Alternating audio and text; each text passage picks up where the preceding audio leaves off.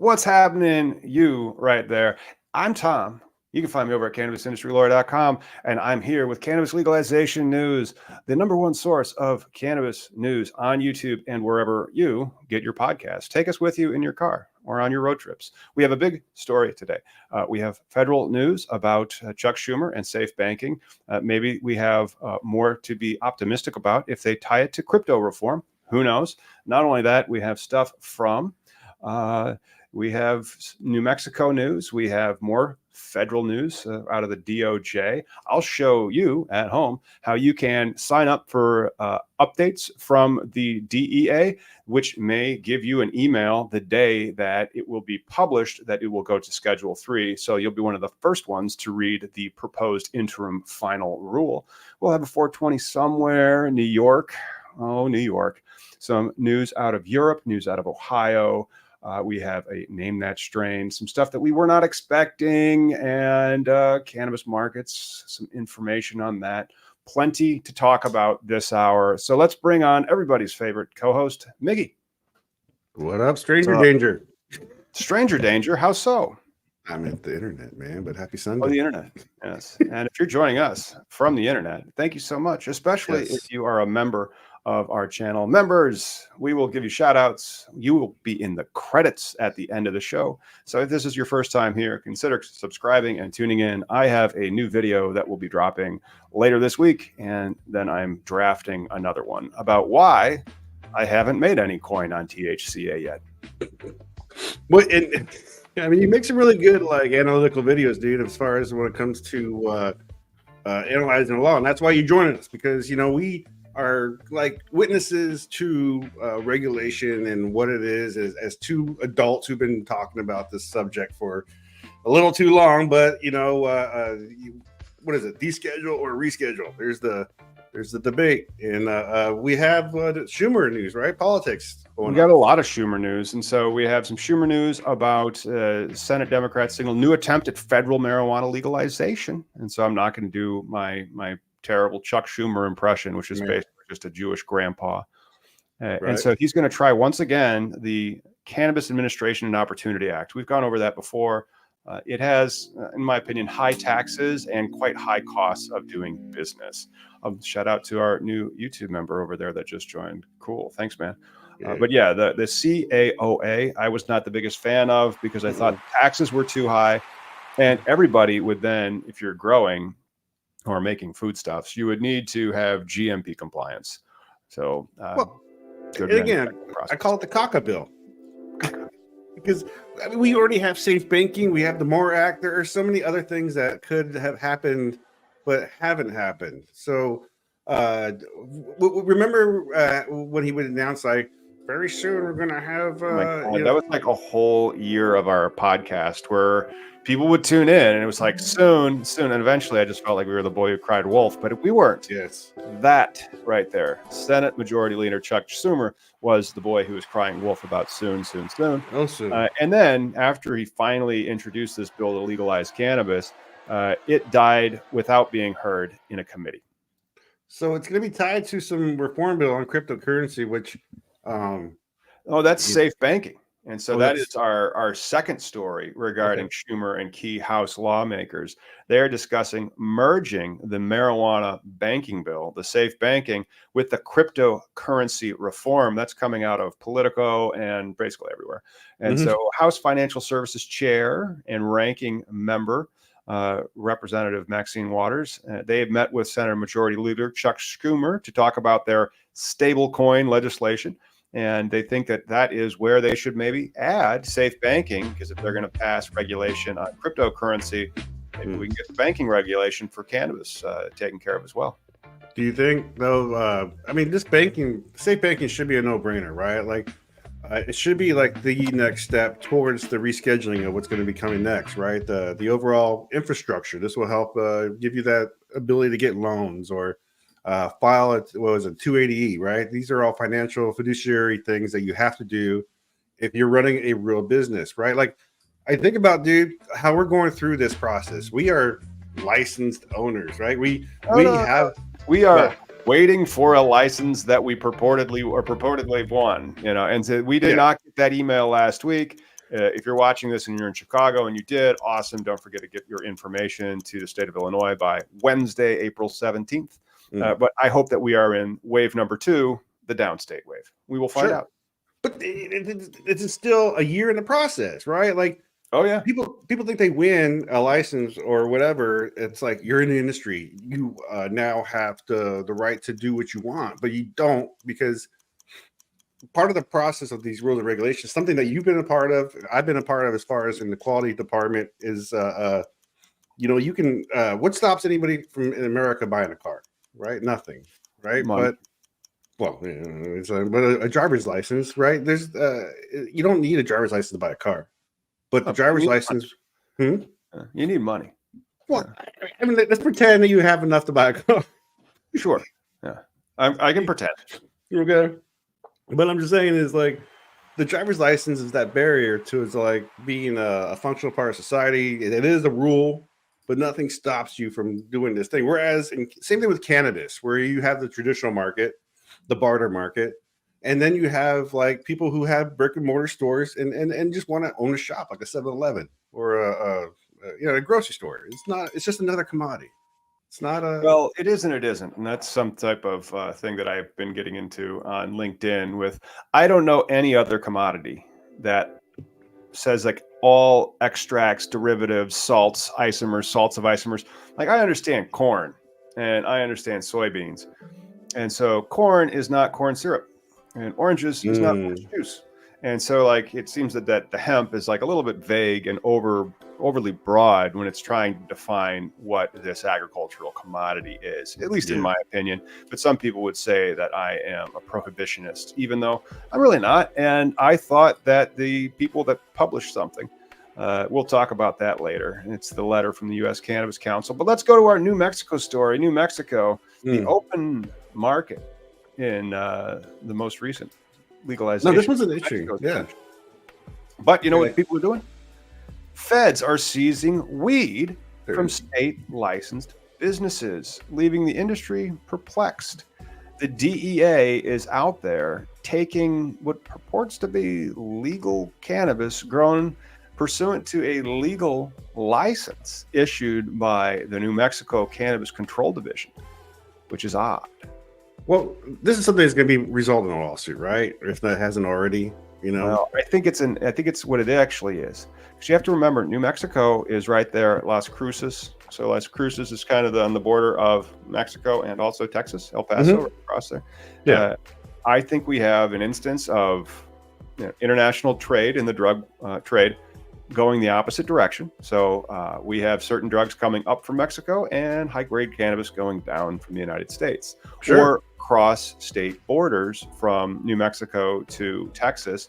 And that goes against the highly regulated nature of the lawful plants. And so it gives people something to do if they think, and by people, I mean the DEA, something to do if the regulated operators are going outside the law. And it's called diversion of product. In our dispensary, no diversion. Of course not. No, we're going to be the most law compliant motherfuckers ever. But we're going to do YouTubes on it. Yeah.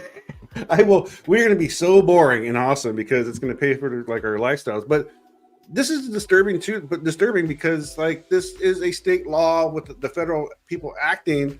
But in the end, won't the lawsuit be in the favor of the consumer? Because if the raid, whatever happened, confiscated stuff happened in the state side of things, you didn't cross the state line, right? Border protection. And so that's who was doing the seizures. So this is the federal government, but Customs and Border Protection. So I'm assuming what was happening was product was trying to be sent down south of the border. All right. But still, you can't, I mean, like, it'd be Texas where they have to, like, do that raid, right? Anything in the state itself is still within the guidelines, right? Won't they can defend themselves by saying, how do you... Intent's not a thing until you cross that state line. No, one of his. So this is Matt Chadwick, CEO of vertically integrated New Mexico cannabis company Top Crop Cannabis Co. He was reached out for a comment on Marijuana Moment and told the publication that his employee was transporting 22 pounds of product worth about $140,000 to their Albuquerque locations on February 14th. when the vehicle was stopped by CPB and checkpoint and a dog alerted, leading to a secondary inspection. And that's interesting in the sense that they are taking their product from near the border or 100 miles from the border. So this CPB, which is the Customs and Border Protection, has jurisdiction, and they seize the product, which doesn't make sense. It's going the other way toward Albuquerque.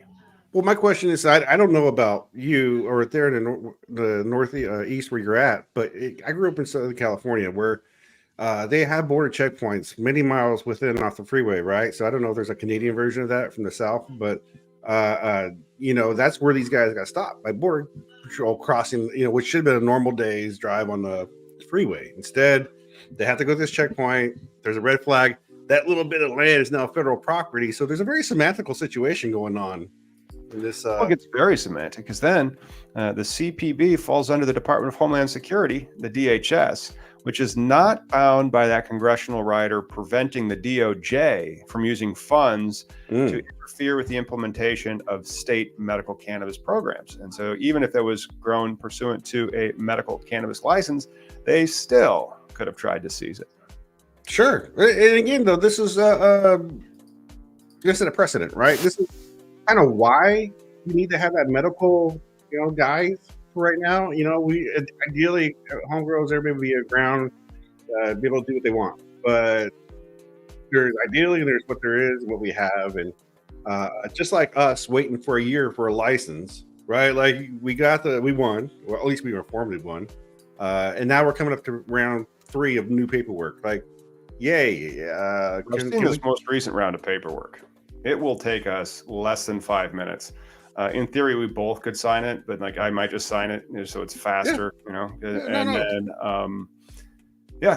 But this process, we'll fill it out. I'll be like, this is good for you, right? Like, okay, let's get this in. Yeah, right. But it's the overall like dealing weed how I thought it would be when I was 18 to 21, when it was a traditional market, and I would buy, then split up, and then get my own interest.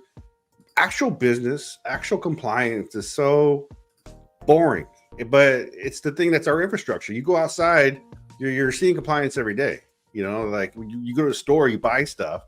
That's what I do for a business. I make sure the machines do the right measurements, and we kind of need it. Which would be nice if everybody could just.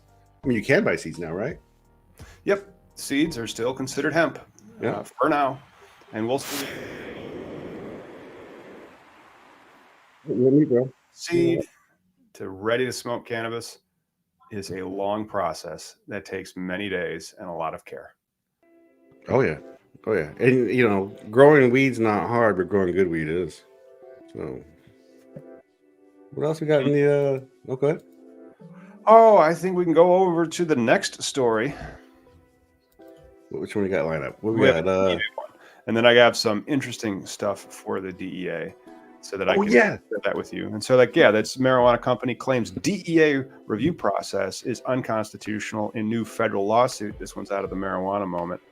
And they are asking, a Rhode Island cannabis company is asking for the court to prevent an administrative law judge from the agency reviewing the firm's application to manufacture marijuana for research purposes, calling the matter an unconstitutional proceeding led by an unconstitutional decision maker.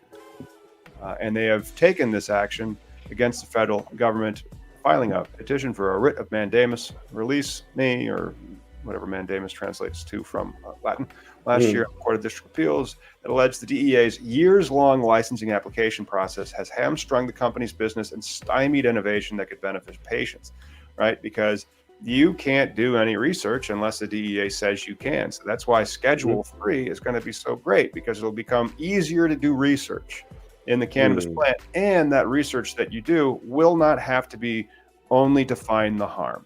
So for the past decades, the only research that has been funded by the government has been to find where did cannabis hurt you, not what are the benefits or just what are the effects, as opposed to what are the negative effects. They have this lens of bias because it's a Schedule 1 substance. Should be removed soon. Well, again, welcome to the world of legalization and just business, right? Like this is why it's so hard to like go in on your own accord. This is a changing rule-making process. Well, hell, this is just like the last story in New Mexico, right? You think you're compliant, you think you're doing all the right things, and now a federal thing is coming on. So, the world's still not in your favor in this industry. You have to have that kind of Amazon oligarchy funding, unfortunately, to survive, and that's that. And then we'll talk about that later too. But with this one though, one of the things I like to everybody thinks about big marijuana, big Walmart marijuana, whatever, right? But there's something I believe in, right? I don't believe in trickle down economics, but I do believe in trickle down justice, right? Because these guys, like this lawsuit, are going to help create that infrastructure where the next guy who can probably get involved in the business, get that license, whatever it is, and be whatever your passion is, right? Growing, extraction. I don't know. There's so many facilities to cannabis that you can do things. But we're gonna go on next story. You got more to say about the big pharma? Oh, I got more to say about the DEA. Okay. And so, like, member of the program, Robin, I think DEA will make an announcement on 4/20 to begin the rescheduling process. And how can you in your cars, unfortunately, if you're listening to this, you're going to have to go to federalregister.gov. But if you're watching it on the internet, it's much easier. I'm going to share this with you, and then you at home can forward that to other people. There is the link for the federalregister.gov. And let's share my screen here so I'll show you how easy it is. You just go to this page right here. Mm-hmm. So it's federalregister.gov /agencies/Drug Enforcement Administration. And right here is where you can subscribe to it. And so you want filed on public inspection and then subscribe to their feed. Last week, I got an email from them saying, hey, here's some new rules that are going to be published. And I checked, and it was not the one I was looking for. But because I've subscribed and I've got, so like published would be, you want the filed on public inspection. And so that's like before it's actually published. And so that'll be a few days before it's published. And I'm just waiting. Here it is, April 14th. Hopefully next week, we will get an email from the DEA because you signed up on that. And I shared it, and I'll share it. I'll put that one in the comments below, and then I'll pin it. But hey, right now, let's just take a break and pause and say, you know what? Somewhere on this world, two places actually, it is 4/20 somewhere.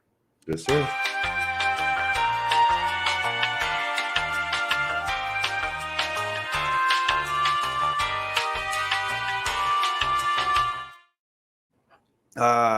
What a time to be alive. It's beautiful out there. I can't wait to get out and take a walk. It's like 80 degrees plus in central Illinois. And next week, in fact, tomorrow, Missouri will be opening. And, Missouri's open. We anticipate at least 2,000 entrepreneurs signing up and throwing their hat in the ring. And that's really the interesting aspect about it. Like, how much planning are you going to put into a business that is a lottery, right? Like if you have a 2% chance of walking away with the dispensary because like you're like, Miggy, you're qualified. Like you have minor cannabis arrest, your social equity in Missouri. How much foresight are you going to put into that application? None. It's I win or I don't win. I have like a 1 to 2% chance of winning. Why would you sit there like, and this is how it's going to happen, and that's going to be how it's. You have 2 years if you win, and then and so you have to be eligible. That's the important thing, and then you get one shot. So if you're eligible, take a shot. This is actually also one of the few ways that you do get a shot with that low entry barrier, right? Like Washington State, one of the first states to do it. You had to have real estate. You had to have a place. Texas, who is screwing so many people with money right now, milking the dry because you have to have real estate, right? Many of these things have factors. But with Missouri, too, I thought it was quite interesting, right? They have 5 options. You have to go like, I want to be in that place. but you don't have to have it locked up. And so if you win, you got to be the man. You are the founder or the lady. So like you are the person that is going to found that company, and you can't leave your seat until you're operational and open for business, and then you can cash out. But you know, it's a chance that it's not a big chance, but it's a chance. And then if you win, you know, there's companies like ours that will be there, be like, if I was you, I do it this way.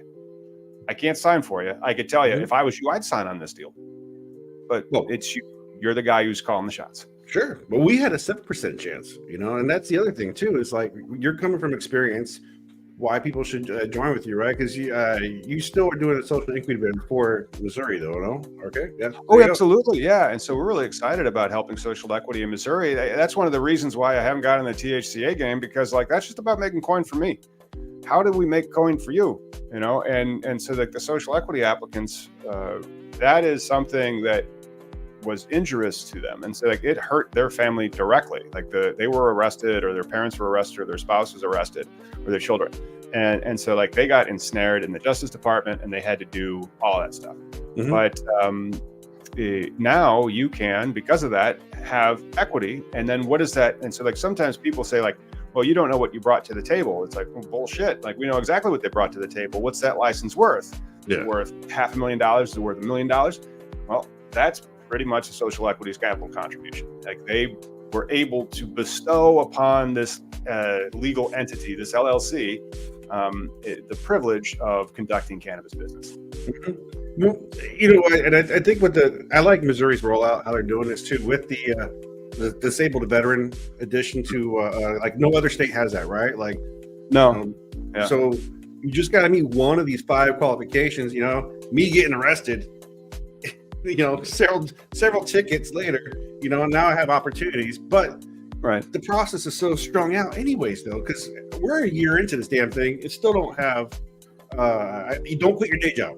That's what it comes down to. Not quit your day job. And if you win in Missouri, they're going to want you to come down and say hello in Columbus and be like, yep, I'm the guy or the person, the girl that's here. That's the founder. We're next stop, operational or bust. Because like that's one of the interesting things. Another way to qualify in Missouri is to be certified poor. And they will say like, okay, prove you're poor after you win. And so you just gave that person a license, privilege, knowing full well they cannot afford to operate. Yeah. And so like talk about being placed into a position of lack of bargaining, you know, like, so like it's just an unfair, unequal bargaining position, you know? Well, you know, this leads into the predatory article that we're going to talk about, right? Like there is people taking advantage of people, but like as we are part of the process, like we represent the thing that we're talking about, because I still haven't had a chance. Like you're saying about like making the plan, right? We just tried, we won. Woohoo!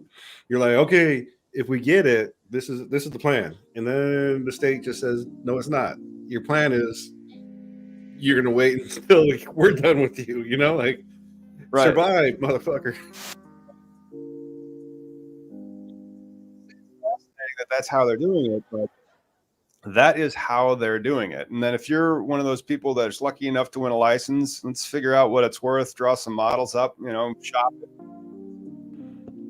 Tom's going to mute. You just can't switch. Pardon? So like when every once in a while the music, it seems to like put you on mute. At least that's what I hear. Like it seems like you drift up. Did Tom go mute on you? Let me know. Let us know, because that's odd. And I'm not touching nothing. And like in theory, this is an XLR mic and all that, but it could be the internet. Yeah. And so like we are on a live feed, and so if the internet goes like, it might come in and out. You know, it's not that we are doing this on our own network. We are straight live.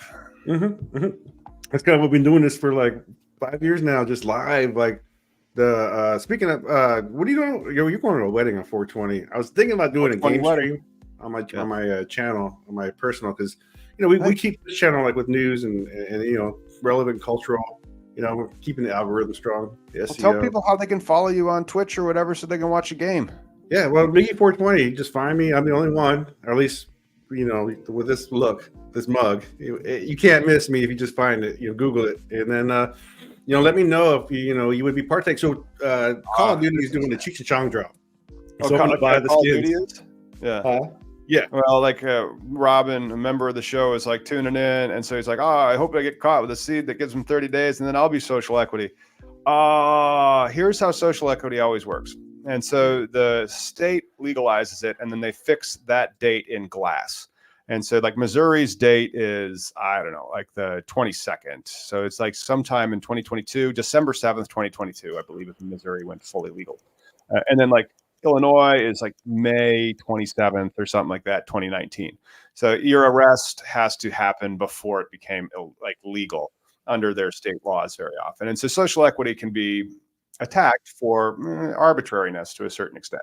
And, and they're preferencing like you had to have been arrested in my state before it was legal in my state. So like if you're trying to be a social equity applicant out of California, or I guess it'd be Colorado, because they legalized 10 years ago.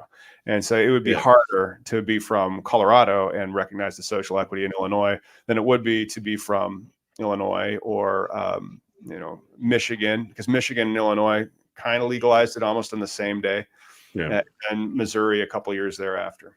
Well, again, disabled veteran, any percentage, you qualify. You got a chance. You're going to go become a disabled veteran tomorrow and be eligible in Missouri.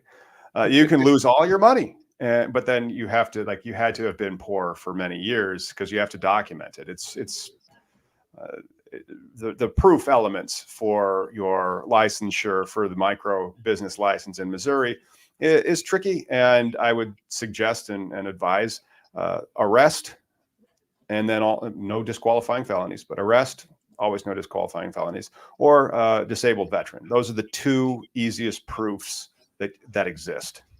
So I posted both my YouTube channel. Thanks for encouraging me, guys. And also the link for the actual the Missouri's requirement. Like, go to the website, go see if you meet one of these 5. It tells you what documentation you need, and if you can get those ducks in a row, hit up Tom and do that social incubator stuff. Because the thing is, the reason why you want to go into like a partnership with this guy is a year later we're still waiting. It's a contingency representation, contingency representation. But it's one of those where, because like we've done it before, and so like we can help other people do it too and get a good deal. Yeah. That's the whole goal.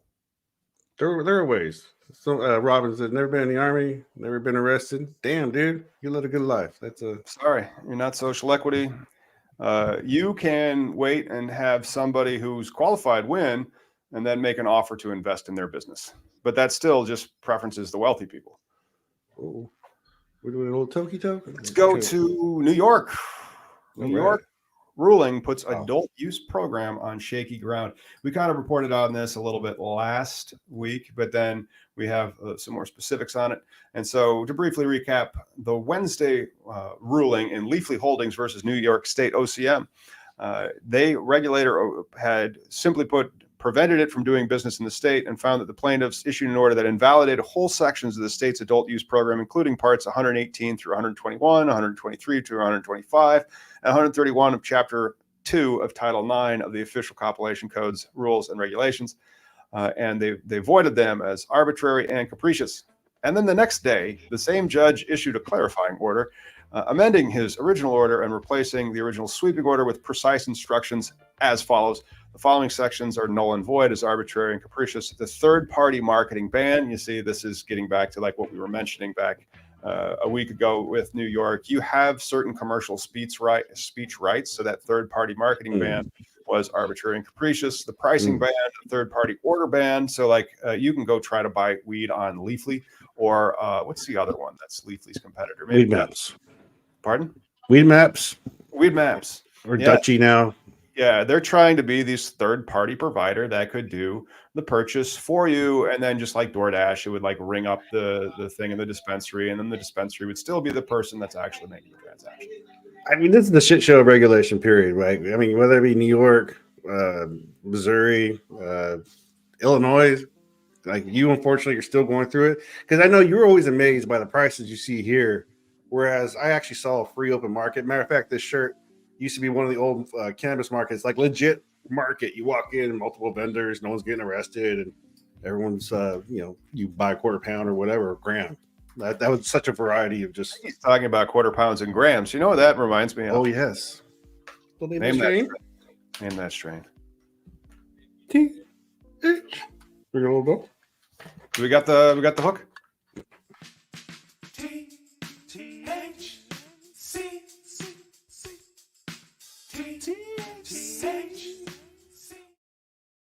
That's pretty nice. There she is. That's what we're fighting for, everybody. That girl right there.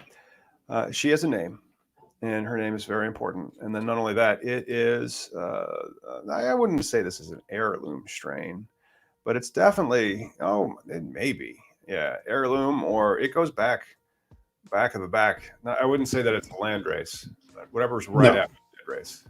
Like 70s, maybe, like one of those like old hippie strains. That should be the barrier, right? Like you have the land race strains, and then you have where like people went to India on fucking backpacking and came back like religious or whatever time frame in America, right? In the 60s. No, but the sativa, I always think that it's from Jamaica, but maybe not. And unknown genetic origin, light green buds, and resemble balls of sheep's wool. Not Northern Lights, but sativa. Yeah, green, like no purpling at all. This is another pot farm strain. It is. You got yeah. Maddox nailed it. So lamb's breath is nice.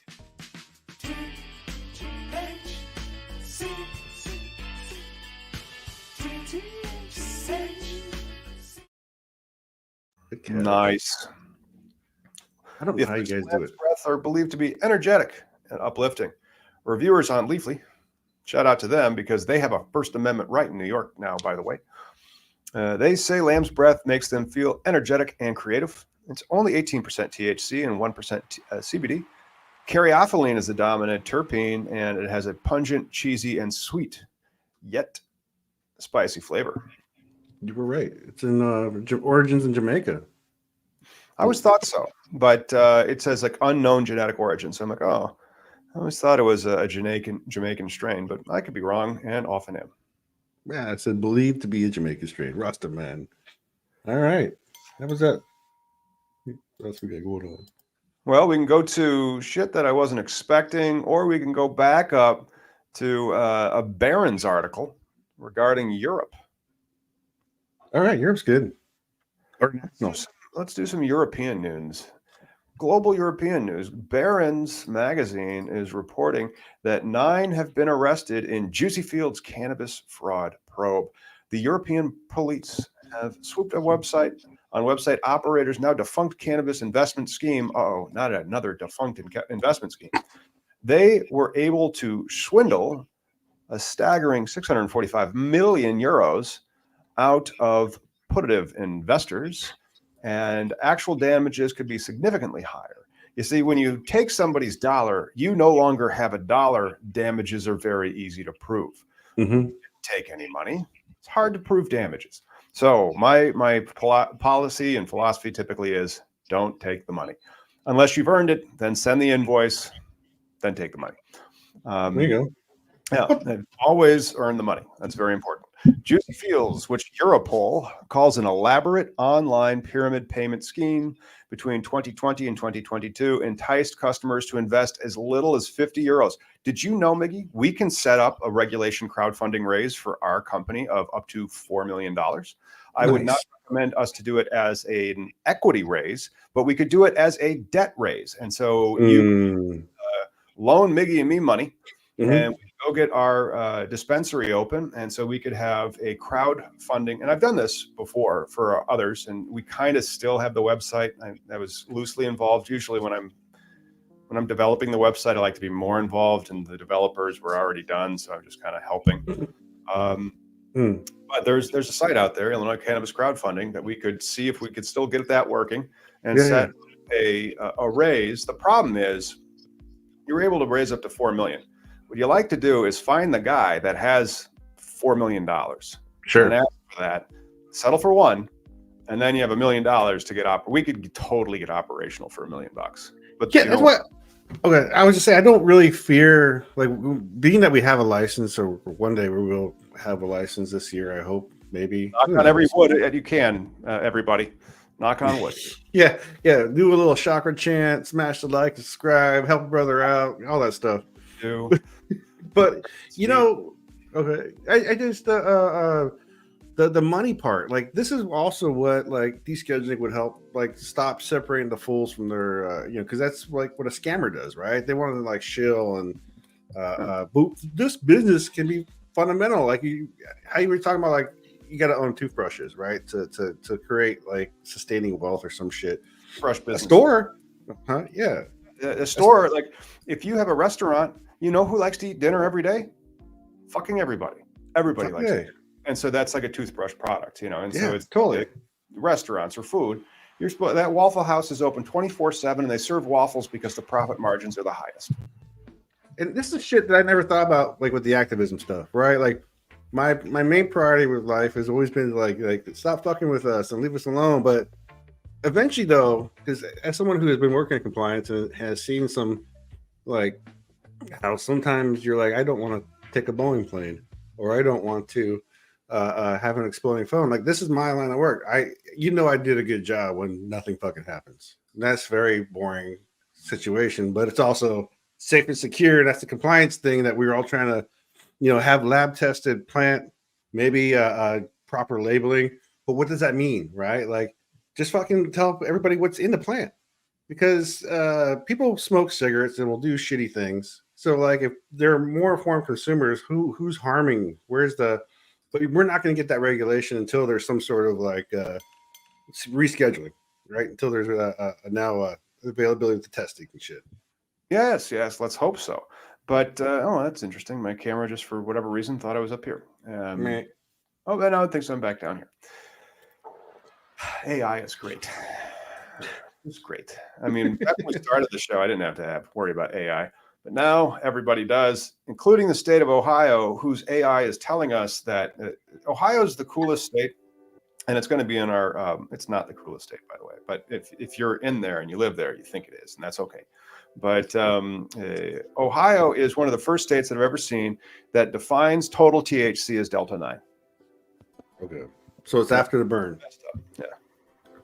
But and again, this is why we need that federal guideline, because just like in California, where they all have overall one form of testing, everybody needs that same form of testing. That way you can buy the same cannabis in California that you buy in New York. It'll be the same product. We all have the same palate, same perspective of what it is. But go Ohio. Well, let's go through this. I mean, like again, Ohio, they say that recreational sales could start in 2 months. Maybe in June, maybe by the July 4th weekend. And what I don't understand is the lawmakers still can't agree. Issue 2, which was approved, they are evidently going to enact it without changes. Who can't find common ground on several proposals? It will play itself out as the voters passed it for now. House Minority Leader Allison Russo told the State House News Bureau she's not very optimistic that there will be large changes. Hopefully something around the edges, and the Department of Cannabis Control is progressing through the rulemaking progress. The first people will be the ones that already have licenses. They're the only ones that are going to be able to start selling. So, there's 124, I want to say, operational dispensaries in the state of Ohio. Could be wrong, it might be 144. There's been like 150 dispensary licenses issued. And those will be the first ones. They can apply for dual facility license, which I hope our facility can do. That is a bill that's in Illinois because the medical patients, they get deals and they're the heaviest buyers of the product. And so you really want to be able to sell to medical patients, even if their stuff's tax-free, and then help people who can qualify to become medical patients sign up for it, as it could be substantial savings for those patients because the taxes do add up. You can't have both in your guys' store. You got to have either medical or recreational. Yeah, you have to remember that these limited market states, just like Ohio, these laws are written and lobbied for by the people that have the licenses and get the cash flows. That's how all industry is. Why do you think there's 3 companies that make chicken in this country? No, I get that part, but what, like every state I've been to, you can buy like a patient can get their cannabis at the rec stores. I mean, but you have two separate. The thing is, you guys also did different as far as like you had this C to sell patient registry in the beginning of your guys' medical times, right? Like in our before times, it was hey, I got this holistic doctor who says I got the case of the Mondays and my chakras are on the line. I mean, like it's whatever, right? But we all have to have our own safe wellness practices. But like fundamentally, like legalizing cannabis so everybody can use it, go to the store, whatever. It's your choice, right? Like there's this part of the problem with like the perception of this plan is like, some people can't handle. Some people probably shouldn't. And then some people can. But you can't. But then you also get stuff like this. Well, some people can handle it, but then this happens. Like this.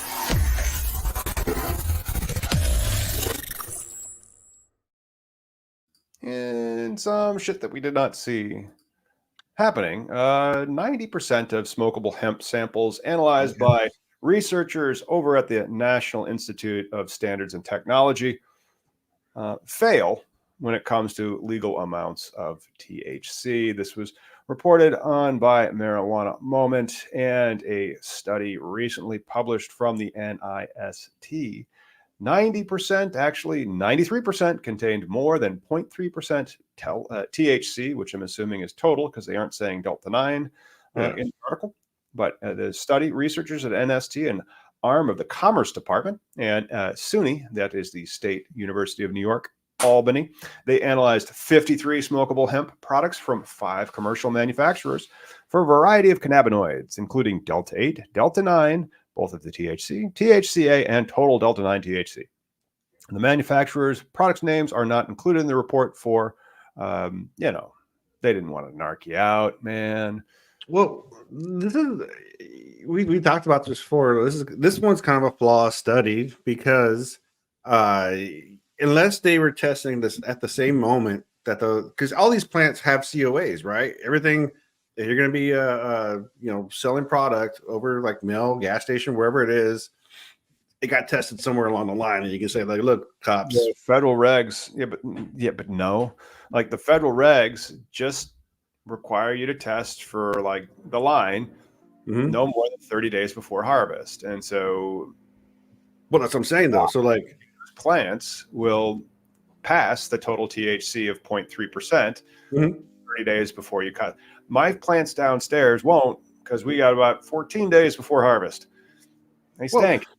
But I'm just saying, doing this study when you go to the store and say you're going to base like it should be known that all of them have some THC levels in them anyways, right? You're going to piss hot, right? This is the real question that comes down to how do we regulate this THC thing that we say is psychoactive? But like this study, if you were testing all this like gas station weed, the decarbonation, all the other shit that happens after the plant has been cured and dries and shit, unless you're testing it right at the same moment the other lab that produced the COA, tested it, and then you can say shenanigans. But you can't say this is just like, this is what happens to the plant, after. Of course you can say shenanigans when it's THC. And then I hear people saying like, but once it's Delta 9 THC in hemp, it always counts as hemp. And I'm like, okay, that there's arbitrariness, there's loopholes, and then there's just that. I don't get that because the definition is overly vague and broad in my opinion, but it says Delta 9 THC, and then how do you test for it? Total. And so like pretty much all THCA is not hemp. It can't be, especially if it has a COA that has a total THC of like 25%. But people are saying that that's legal though. I don't understand it. And you know who else doesn't? The United States Cannabis Council. They sent a letter to the chairwoman of the Senate Agricultural Committee, the ranking member of the Senate Agricultural Committee, John Boozman, who is a funny guy, like last name Booz, but Honorable Glenn Thompson, he's the House chair of the Ag Committee, and then the ranking member. So all the leaders of this particular thing in the House, they want definitional change, and they say it's the Federal Product Safety Oversight of Hemp Legalization has created a national market of untested and unregulated intoxicating products, which of course this test from the NIST corroborates. And so what do? Some people, they say nothing, just keep it. It's like legalization, except you call it hemp. Shit. But here's the big issue, though. Like overall, the regulation of how we look at this plant is just wrong. I mean, overall, like if we get reschedulation, like to say like the moon stars align, just like post-apocalyptic eclipse actions happen, and we actually get rescheduling where there's infrastructure. The regulation, though, it just like be a different opportunity now for like the farmer. Like say like they have a good stock and it's like, man, this makes great hempcrete. I don't want to sell it for CBD or whatever lotion or that. Again, it's like over 95% of all the hemp that's being planted is being grown for its cannabinoids. Mm-hmm. Yeah, but like it would give more power to the farmer though, as far as the cannabinoid, like whether it gets too hot or whatever it is, right? Because it is nature. You're still trying to. I got little sprouts that I'm trying to grow still. That's my survivors for my cats. So it's a process to understand the plant. But I think this would also give full protections though to the growers or the farmers. What do you want to tell you guys? Well, I mean, they got some proposed language. No idea this proposed language is going to go down, by the way. And so that is, I could add it, if we want to make sure that our screen kind of works. I'd say let's try that one and then add that one in there.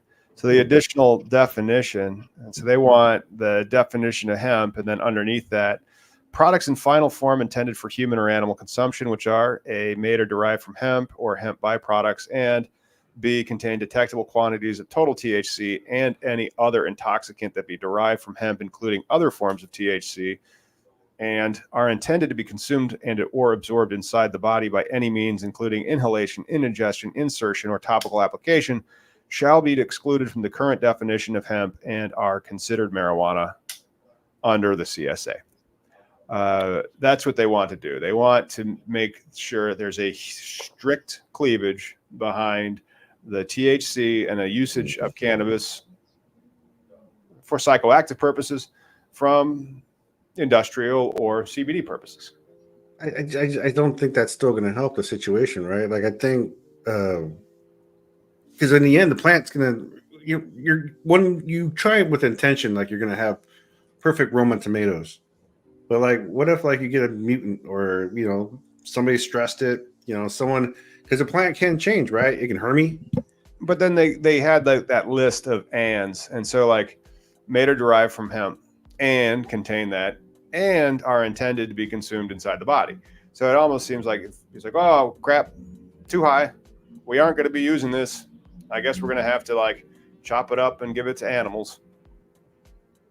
Yeah, I'm trying to animal consumption. So we can't feed this stuff to dogs.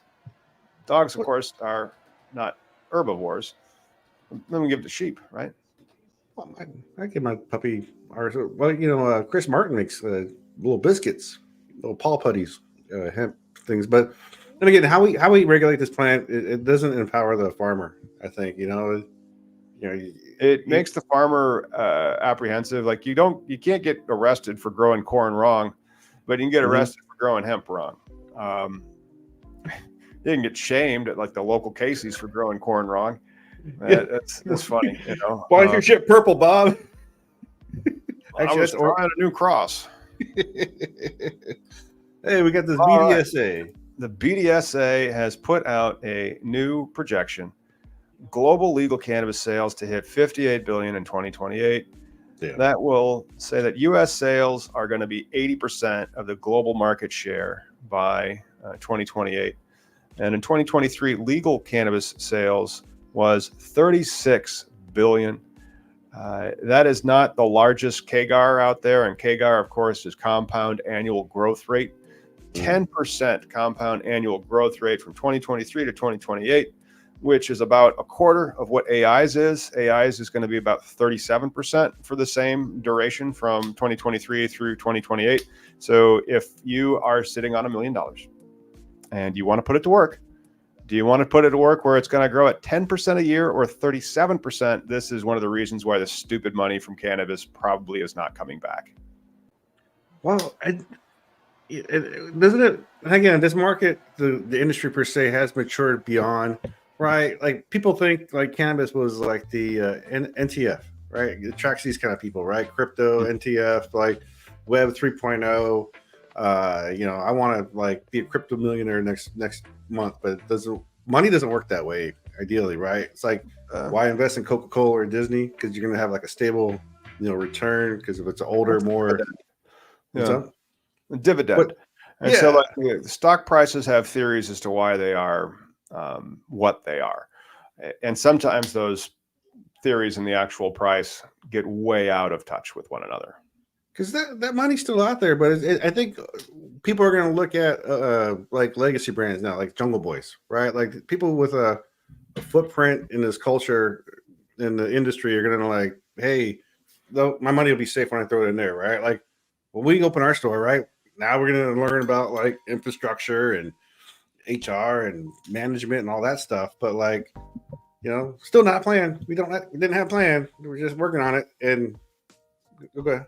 Well, exactly. How much of a plan are you going to do until you actually get issued a license? And so it's the downside of the social equity lottery, where you're going to bestow this privilege upon a person that owns more than 50% of the company that was awarded randomly, and that you're reasonably sure does not have the knowledge, capital, or experience to not get swindled out of their money.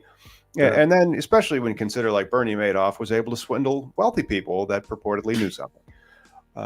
So like it's tough, but then it's the boat that we're in, and it's the boat that some of our other clients. I hope that we win a bazillion of these for other people so that they can get a chance to have a life change themselves for the better, as opposed to the life change for the worse that happened as a result of them becoming justice involved by the crap cannabis laws. Well, we're getting there. So we got this this article from, I think I closed it. Holy shit. Fuck. I got it. SciPost. SciPost is reporting that cannabis use is linked to lower likelihood of experiencing subjective cognitive decline. And that may be exactly why Willie Nelson's still touring and Tommy Chong is still making you laugh with his little Instagram reels and then the other stuff. Like he's going to be, what video game is Cheech and Chong getting a skin in? Call of Duty, baby. They shoot you and you turn to a joint. They what? Like one of the effects that happens is when you get shot, you turn into a joint. I'm so stoked to play this fucking game. Yeah. When does that come out? 420? 420. Yeah. I know where a lot of gamer stoners are going to be on 420. Ooh, and they're doing like some Call of Duty's doing like this whole weird stoner thing right now. Like one of the games you can play. So one of the skins is options for free is Snoop Dogg if you get a battle pass or whatever. But the one of the games is like the psychedelic, like everything around you, and then you have to collect these 4 skunks, and the skunks give you like stoner superpowers where you're like focus, and still don't know the other ones yet. But it's just crazy to think that this $1 billion industry is openly just creating, and they always have kind of given a nod to weed, but like they gave it a full on like here's a season of like weed shit. And right now I'm a sloth that has a ghillie suit with pot leaves in it, so it's pretty well. Cool. Hey, let's keep this cavalcade rolling because we got about 5 more minutes to the top of the hour. We can do a state update out of Pennsylvania. Have you seen that one? Mm-mm. Pennsylvania is trying to get into the legalization game. One of the reasons why Pennsylvania has not yet passed. And if you are joining us from Pennsylvania, good on you. Hopefully you're getting something out of this. You tune in, you subscribe, you leave us a comment and a thumbs up. So the reason why they haven't legalized, and we've had lawmakers that aren't even lawmakers anymore in Pennsylvania with their bills that they introduced years ago. It has to do with maybe some gerrymandering, but Pennsylvania is one of the 7 swing states out there. And the swing states really have not legalized it by and large, with the exception of maybe Arizona and Nevada, if you call them swing states. But and also Michigan, but swing states like Wisconsin and Pennsylvania have not legalized it. And some of the reasons is that it's very evenly divided. So with cannabis being mostly a party line vote, with the Democrats voting to legalize and the Republicans voting to keep it crime, it's very difficult to get a legislation out of a state which requires legislation to legalize, unlike in Arizona or in Nevada. Okay. And so that's one of the things. I mean, that might explain why this very bipartisan popular issue won in those states where they could do it at a ballot initiative, as opposed to states like Pennsylvania or Wisconsin, where it must be done legislatively. Texas too, right? Texas isn't a swing state. Texas is a Republican state. It's getting more purple, but that's kind of like saying Georgia is a swing state. And Georgia's kind of becoming a swing state, but it is red as a swing state. No, I mean like the rule per se, the rulemaking process, right? Because that's why you're here. You're like, how can I fucking have legalized weed in my area, right? Like we talked about Ohio. We had Ohio Appalachia on here normal, like 4 years ago. Yeah, again, how fast this wonderful process of like maybe when you say you want to sell weed for a living, yeah, it takes a long time to like eventually even get to the position where you're like, I can legally be a law. Because isn't that the whole thing, right? You just want to be like a law-abiding citizen, not get fucked with, and go on vacations, call it a day.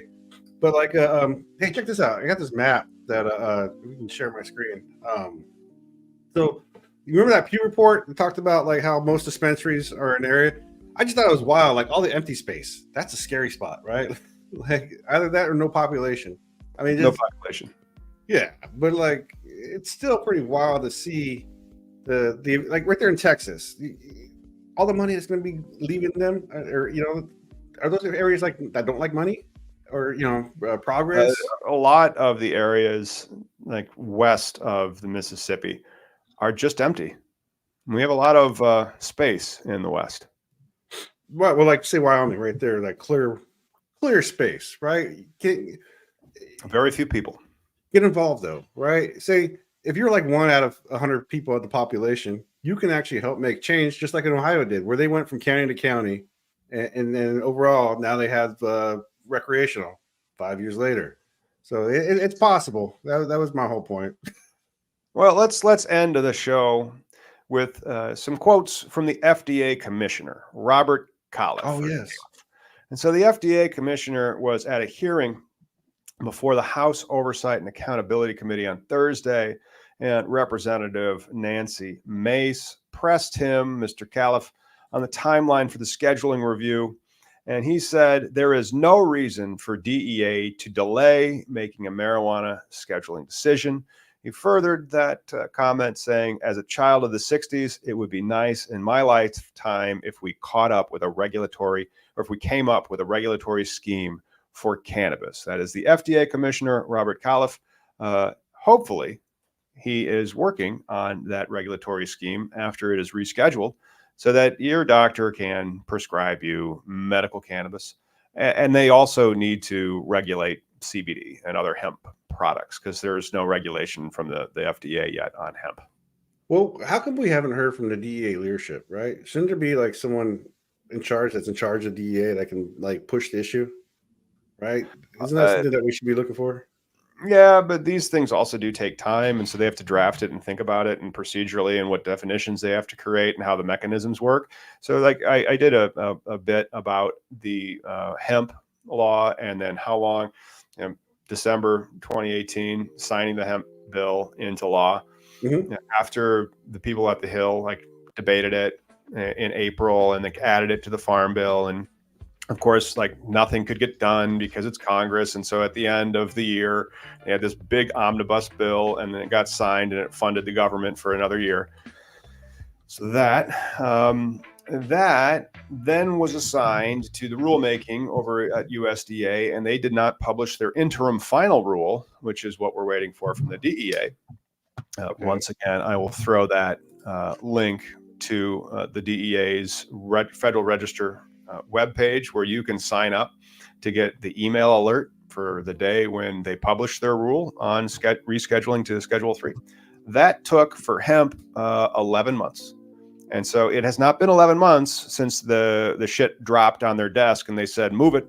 It's only been, let's see.